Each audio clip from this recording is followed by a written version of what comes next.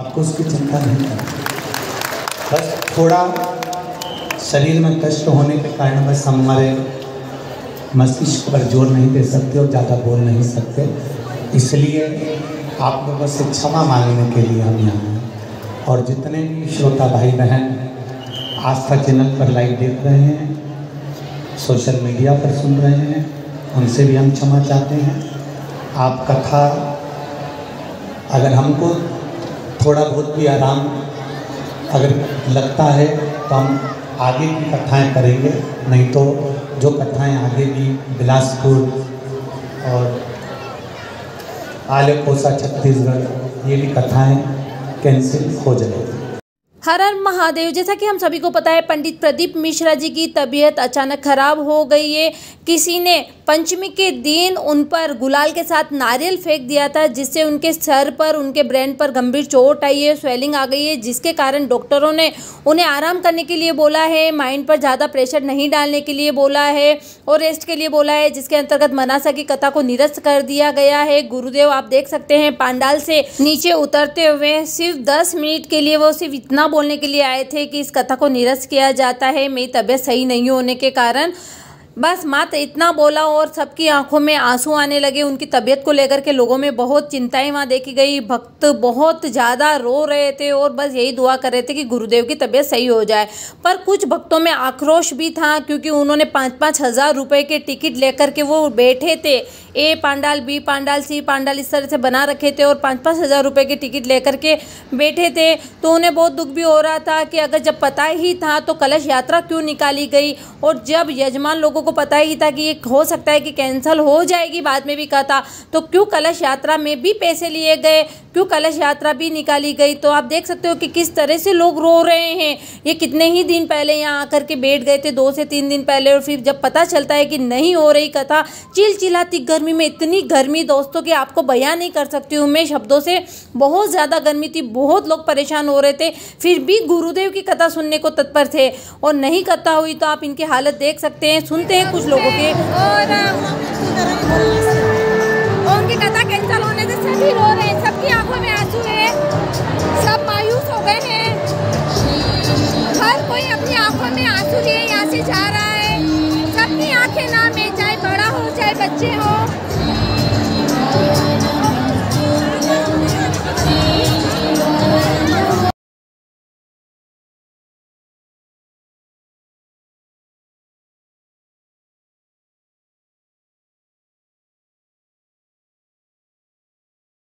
कैसा लग रहा है कथा कैंसिल हो गई? आप बहुत दूर से आए हो तो बहुत बुरा लग रहा है, क्योंकि हम बहुत उम्मीद से आए थे, मंदसौर से आई हूँ मैं, बहुत उम्मीद से आई हूँ। आपकी आंखों में भी आंसू है, आप रो रहे हो, कथा कैंसिल हो गई। तो आप देख सकते हो कि कथा कैंसिल हो गई है तो लोगों की आंखों में आंसू है। महाराज जी की तबीयत को लेकर भी लोगों में बहुत चिंता है। तो यहाँ हर कोई अपनी आंखों में आंसू लिए खड़ा है।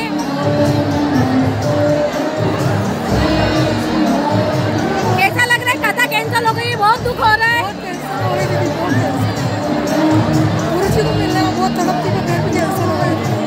सभी को यही चिंता है कि गुरुजी की तबीयत सही हो जाए और सबकी आंखों में आंसू है, यहाँ हर कोई रो रहा है। ये कथा बिल्कुल कैंसिल नहीं होनी थी, बहुत दुख हो रहा है। बहुत ही ज़्यादा दुखद खबर थी कि गुरुदेव की तबीयत सही नहीं है, पर लोगों की जो वहाँ चिंताएं थी कि 2-2 3-3 दिन से बैठे हैं इतनी चिलचिलाती गर्मी में, यह देख करके दिल भर आया और हमारी भी आंखों से आंसू रुक नहीं रहे थे। आप देख सकते कि किस तरह से शिव महापुराण के लिए, कथा के लिए पास बांटे गए थे और इनके पैसे लिए गए थे। गुरुदेव ने तो घोषणा कर दी थी कि सारा पैसा विटलेज सेवा समिति पे करेगी, सारा पैसा विटलेज सेवा समिति का रहेगा। फिर भी लोगों से पास के पैसे ले लिए गए थे। अब इन पैसों का क्या होगा? जो लोगों से ले लिए गए, क्या उनको पैसे वापस दिए जाएंगे? यह आगे देखने वाली बात है कि क्या आगे प्रशासन इस पर कोई सख्त कदम उठाएगी। उन्हें जरूर कदम उठाना चाहिए। और जो लाखों करोड़ों रुपए भक्तों के पास के माध्यम से लिए गए हैं, तरह से कथा निरस्त हो गई, बल्कि पैसा लेना ही गलत था। शायद इस बात का तो गुरुदेव को अंदाजा भी नहीं होगा। आगे की कथा के लिए भी गुरुदेव ने घोषणा की कि सारा पैसा विटलेज सेवा समिति ही देगी।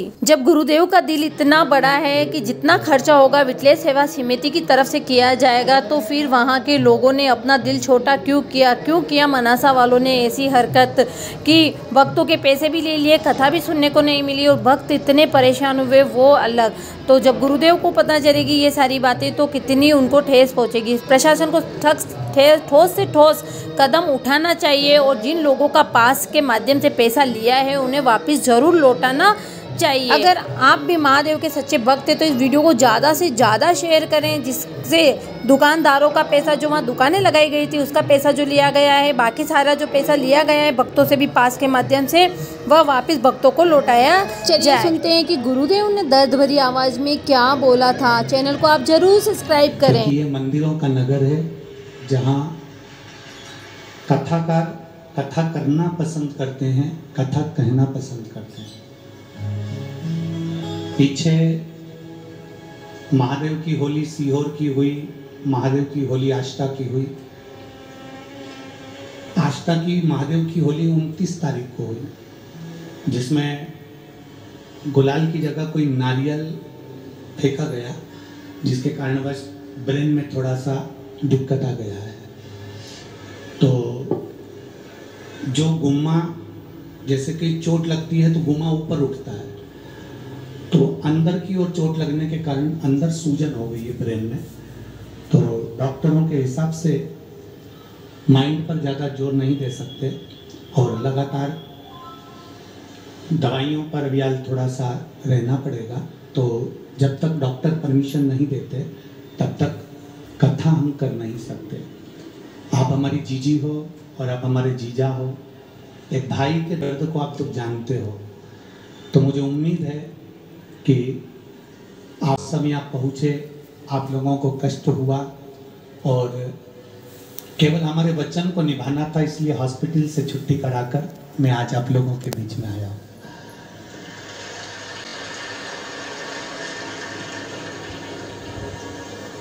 थोड़ा कष्ट आपको हुआ होगा कि आप लोग अपना अपना खर्चा कर कर यहाँ तक पहुँचे होंगे, पर विश्वास रखिएगा, हम देवड़ा परिवार को ये वचन देकर जाते हैं और मनासा वालों को ये कोई खर्चा आपको नहीं करना पड़ेगा।